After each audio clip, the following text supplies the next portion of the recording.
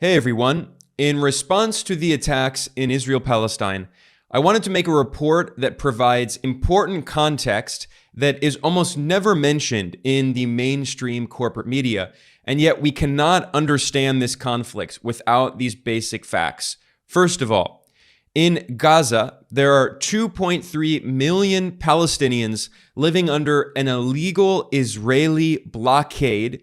Israel controls everything that enters and leaves Gaza. This is an open-air prison. Even the former British Prime Minister referred to this as an open-air prison. This has gone on for 16 years, and it's completely illegal. Secondly, according to international law, Palestinians have a legal right to armed resistance. Today, I'm going to look through the letter of the law. I'm going to look at United Nations resolutions that show clearly that Palestinians have a right to armed resistance against Israeli colonialism. And three, Israel is a colonial apartheid regime. It used to be controversial to say this, but it no longer is. Even mainstream Western human rights organizations like Amnesty International and Human Rights Watch and UN bodies have acknowledged that Israel is committing a crime against humanity by carrying out a system of apartheid against the Palestinian people. These are all very important facts. I'm going to go through the evidence today from mainstream sources showing this, and yet this context is almost always omitted from mainstream corporate media coverage of Israel-Palestine, which always portrays attacks by Palestinians as illegitimate, or the US government claims the attacks are unprovoked, which is completely absurd. Now, because I'm doing this video on YouTube, and YouTube is notorious for censoring videos about Israel-Palestine that criticize Israeli apartheid, I do have to be a little careful with some of the language and the terms I use. Every time I do a video about Israel-Palestine, the YouTube algorithm always prevents people from seeing it, really pushes down the numbers. And of course, this very censorial environment prevents me as a journalist from being able to fully explain everything in detail. But here are the basic facts that you should know. First of all, the conflict in Israel-Palestine is not about religion. A lot of Western analysts try to portray this as a religious conflict between Muslims and Jews. First of all, there are many Palestinian Christians as well. It's not religious, but this is a lazy analysis. In reality, this is a conflict about national liberation and self-determination. This is also similar to the very lazy and misleading analysis that blames the violence in Northern Ireland on religion. It's not a religious conflict. It's a conflict about colonialism, of Irish nationalists resisting British colonialism so they can unify Ireland, which is partially occupied by British colonialism. It's not a conflict between Catholics and Protestants. Now, because this is a struggle of national liberation, and one nation tends to be largely Catholic and one tends to be largely Protestant, people try to map it religiously, but in fact, it is fundamentally a political conflict like the conflict in Israel-Palestine. It is a conflict about colonialism. Israel as a state was born out of European colonialism. Theodor Herzl, the father of the modern political Zionist movement, which called for the creation of a Jewish state in Palestinian Arab territory, he wrote a letter to the infamous British colonialist Cecil Rhodes, who got rich stealing the natural resources of Africa. And in fact, he had an entire colony named after him, Rhodesia, which is modern-day Zimbabwe.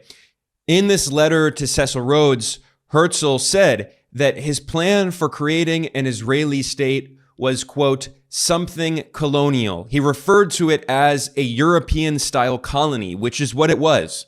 And then in 1917, the British Empire issued the Balfour Declaration, in which the British Empire officially endorsed the creation of a European-style colonial Jewish state in Palestinian territory. Again, this is at the peak of the British Empire. Israel has always been a colonial project. Then in 1948, militias from the Zionist movement, which sought to create an Israeli state, they ethnically cleansed hundreds of thousands of Palestinians, kicking them off their homelands in what is known as the Nakba.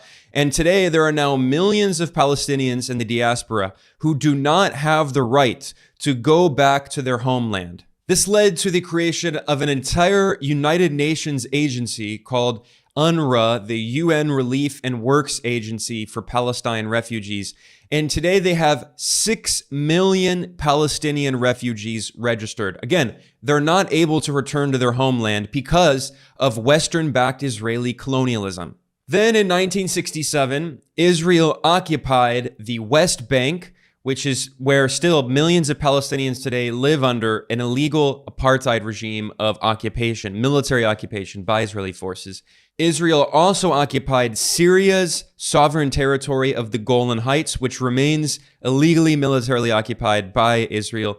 And today we're going to be talking about Gaza. Israel also occupied the Gaza Strip near Egypt, and Israel has maintained a suffocating blockade of Gaza. In 2022, UNICEF, the United Nations Children's Fund, published a report on the humanitarian impact of 15 years of the Israeli blockade of the Gaza Strip. And there are a lot of very inconvenient facts in here that I want to go through because, again, they're almost never mentioned in the mainstream corporate media. UNICEF notes that the Israeli blockade was imposed on Gaza in 2007, so now it has been 16 years of a blockade, and this is not just a land blockade, it is also a sea blockade and an air blockade. Israel controls everything that goes in and out of the territory. Gaza has no sovereignty. As UNICEF puts it, Israel has significantly exacerbated previous restrictions, limiting the number and specified categories of people and goods allowed in and out through the Israeli-controlled crossings. Israeli forces have largely restricted access to areas within 300 meters of the Gaza side of the perimeter fence with Israel. So they've surrounded Gaza with a massive fence. And whenever Palestinians protest inside Gaza, Israeli snipers shoot them, including not only peaceful protesters, but also medics, also journalists. The United Nations investigated and found that Israel intentionally shot and in many cases killed Palestinian medics and journalists during massive protests over months in Gaza in 2018 as part of the Great March of Return. UNICEF also pointed out that Israeli forces restrict access off the Gaza coast, currently only allowing fishermen to access 50% of the fishing waters that were allocated to them under the Oslo Accord. So again, violating these agreements that Israel signs. Furthermore, the unemployment rate in Gaza is one of the highest in the entire world. 46.6%, nearly half of Gazans do not have a job. Among youth, it's even more outrageous. Nearly two-thirds, 62.5% of youth in Gaza do not have a job because Israel prevents them from having an economy. 1.3 million out of 2.1 million Palestinians in Gaza, that is 62%, require food assistance. And that number, by the way, has increased because the estimate's now around 2.3 million Palestinians. And there's only one power plant in Gaza, and Israel constantly bombs it, destroying it, which means that the only capacity that it can reach is 50% of the electricity demand in Gaza, which means that there are rolling power cuts and they average 11 hours a day. So basically, if you live in Gaza, you only have electricity half the time. Meanwhile, nearly 80% of piped water in Gaza is unfit for human consumption, and Israel constantly bombs the water treatment plant, which prevents Palestinians from having water to survive. This is why figures even like the conservative former Prime Minister of the UK, David Cameron, have admitted that Gaza is an open-air prison. This should not be a controversial statement. It is an open-air prison camp with 2.3 million Palestinians trapped under an Israeli blockade. This is one of the most densely populated regions of the world, and yet they're treated like cattle. They're not treated like human beings. In fact, documents from Israel's defense ministry prove that Israel controlled the amount of food that can be imported into Gaza in order to, quote, put Palestinians on a diet, to control their access to food. This was reported on a decade ago in the Guardian newspaper, and they say very clearly, this is, the establishment British mouthpiece, they say, quote, the Israeli military made precise calculations of Gaza's daily calorie needs, according to files the Defense Ministry released. Israel also maintained a list of foods that were permitted and banned from Gaza. Israel calculated the calorie needs for Gaza's population so as to restrict the quantity of food it allowed in. And a diplomatic cable released by WikiLeaks, which is why the journalist Julian Assange is in prison and is facing life in prison. WikiLeaks published a U.S. diplomatic cable that it quoted Israeli diplomats as saying they wanted to, quote, keep Gaza's economy on the brink of collapse. And a human rights organization inside Israel called Gisha said, quote, the official goal of the policy was to wage economic warfare, which would paralyze Gaza's economy. And as an example of the restrictions that Israel imposes, it prevents Palestinians from importing things like coriander and instant coffee. Preventing them from having a basic, dignified life. This is why it is absolutely correct to say that Palestinians in Gaza are living in an open-air prison camp. And because of that, according to international law, they have a legal right to armed resistance. This is spelled out very clearly by the United Nations. There is no ambiguity. And this was stated very clearly in a United Nations General Assembly resolution from 1980, which is Resolution 35/35. The resolution, quote, reaffirms the legitimacy of the struggle of peoples for independence, territorial integrity, national unity, and liberation from colonial and foreign domination and foreign occupation by all available means, including armed struggle. Armed struggle, they emphasize that.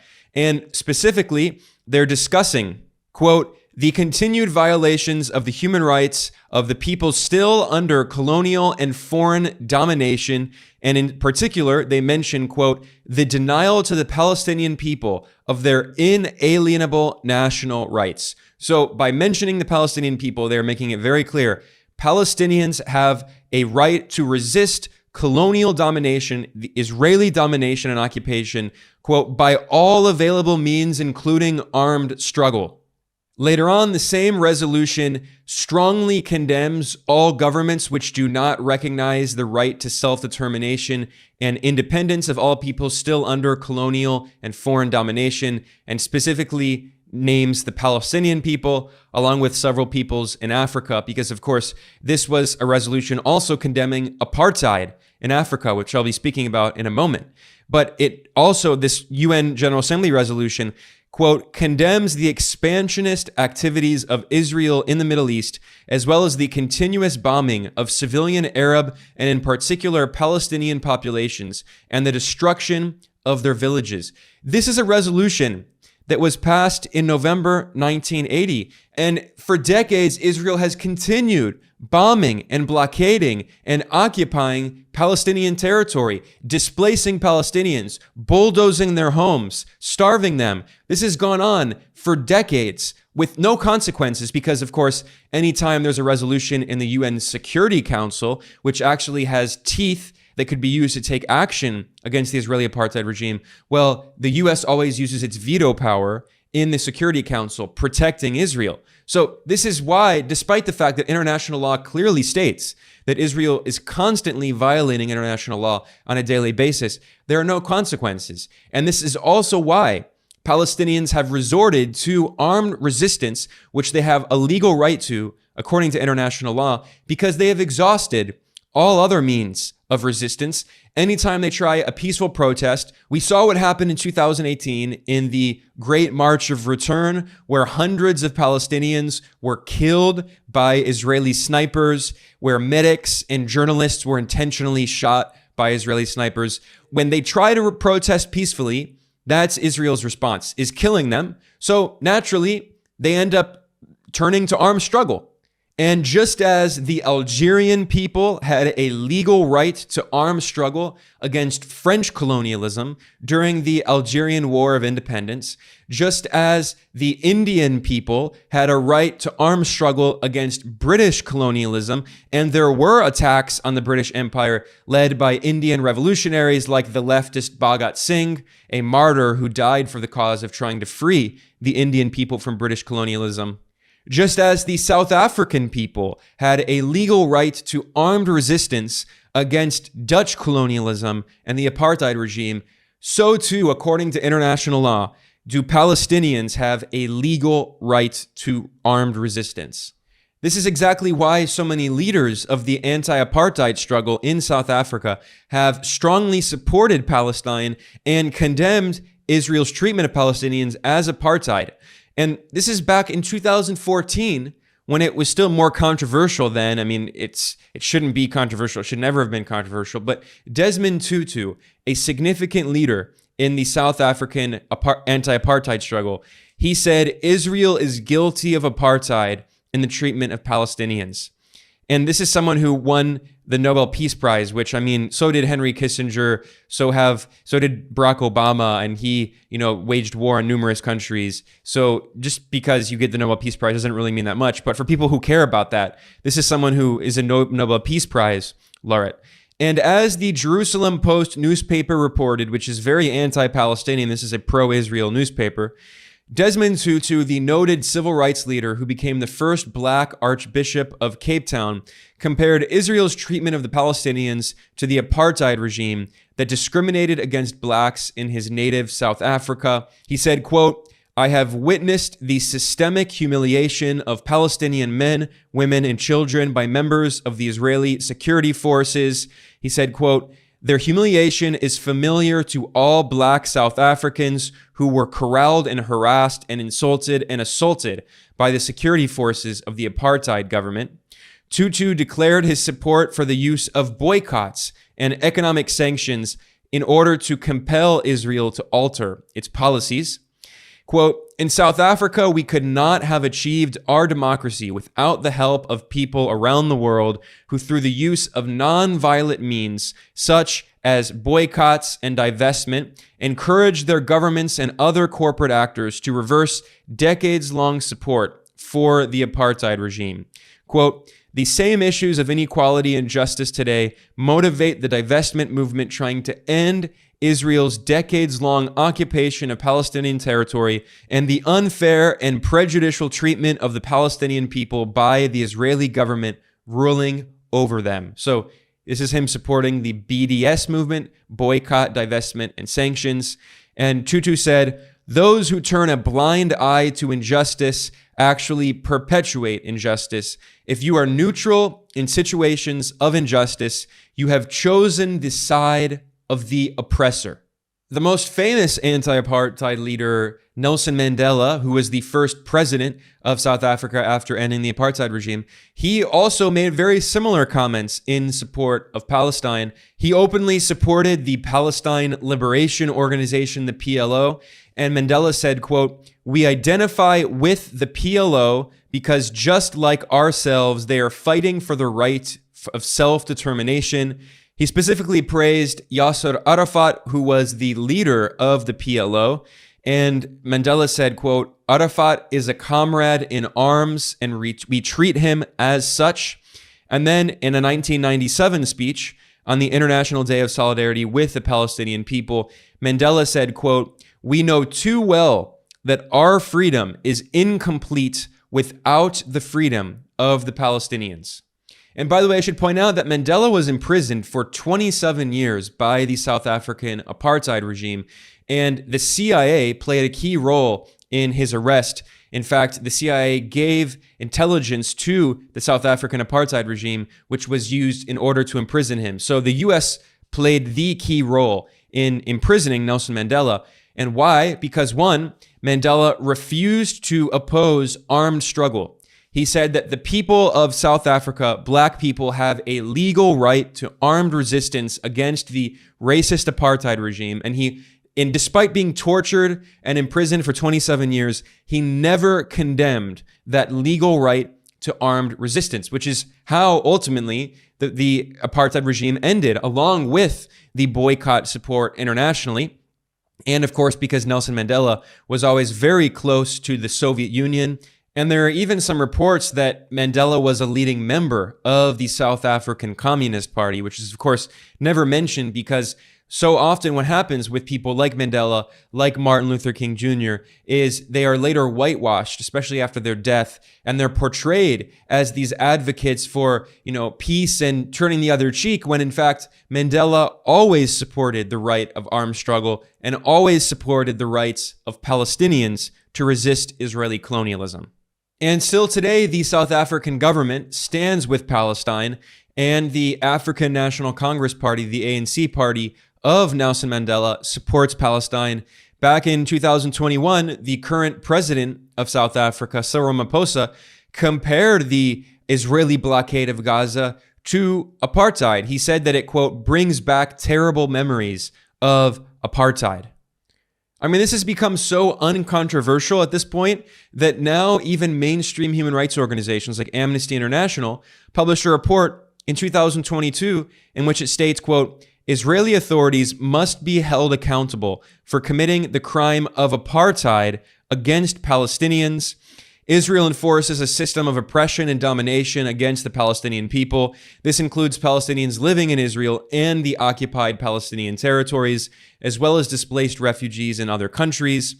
Amnesty published a lengthy report that details massive seizures of Palestinian land and property, unlawful killings, forcible transfer, drastic movement restrictions, and the denial of nationality and citizenship to Palestinians, which are all components of a system which amounts to apartheid under international law and constitutes a crime against humanity. And Amnesty International called on the International Criminal Court to consider the crime of apartheid in its investigation in the occupied Palestinian territories. Although I should point out that's not going to happen because the ICC, after pressure by Western governments and by Israel, replaced its chief prosecutor with a British prosecutor who immediately dropped the investigations into Israeli atrocities and war crimes in the occupied Palestinian territories. He also stopped the ICC's investigation into war crimes committed by the US military in Afghanistan. So that's the biased International Criminal Court for you.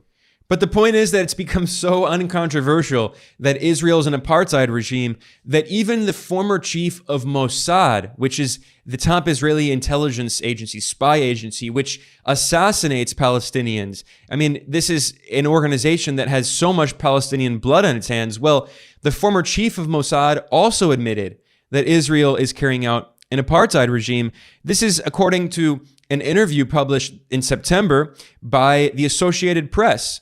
And it notes, a former head of Israel's Mossad intelligence agency told the Associated Press that Israel is enforcing an apartheid system in the West Bank. This is incredible because I remember a decade ago as a journalist constantly being smeared, demonized, lied about because I correctly stated that Israel was an apartheid regime carrying out crimes against humanity against the Palestinian people. And yet, at that time, this was seen as a very controversial position. Now it's so uncontroversial that Amnesty International, the former chief of Mossad, and other top Israeli officials have admitted this. So the next step to point out is that, again, according to the letter of international law, Palestinians have a legal right to armed resistance against apartheid, just as South Africans had a legal right to armed resistance against apartheid. But of course, the US government ignores international law, and the Joe Biden White House released a ridiculous statement referring to the attacks by Palestinian forces against Israel as, quote, unprovoked.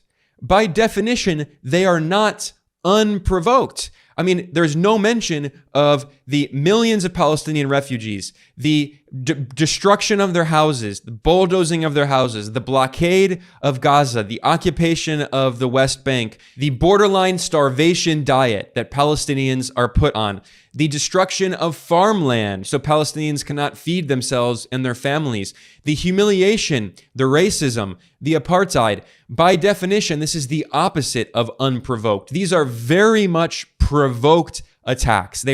Israel is constantly provoking these attacks. And every single day, Israel kills Palestinians. Every day. This violence in Israel-Palestine is not new. Only saying that there's violence when Palestinians respond to the Israeli violence is completely misleading. You don't actually care about the violence if you only talk about the violence when Palestinians respond to the constant daily, hourly Israeli violence.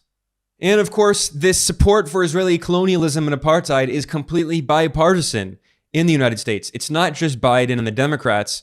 Donald Trump, the so-called populist, he and the Republicans are all entirely on board with the Israeli apartheid regime. And at a campaign rally, so-called populist Trump said that Israel needs to very powerfully respond to these attacks by Palestinian forces. He said, quote, "It has to be dealt with very powerfully." And he said, the U.S. is obviously going to stick with Israel strongly.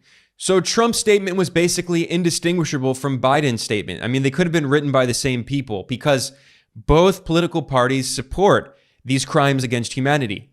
And finally, I want to point out another statement from Zelensky, the Western-backed leader in Ukraine. And this shows how absurd it is for people who compare Ukraine to Palestine. They are completely different. Zelensky is wholeheartedly standing with the Israeli colonialist apartheid regime. He viciously condemned these attacks by Palestinian forces, and he said, quote, "Israel's right to self-defense is unquestionable." How is Israel defending itself when it's the aggressor? Israel is the apartheid regime that is blockading Gaza, occupying the West Bank, killing Palestinians on a daily basis, bombing Gaza regularly, destroying its infrastructure, keeping its people on a borderline starvation diet.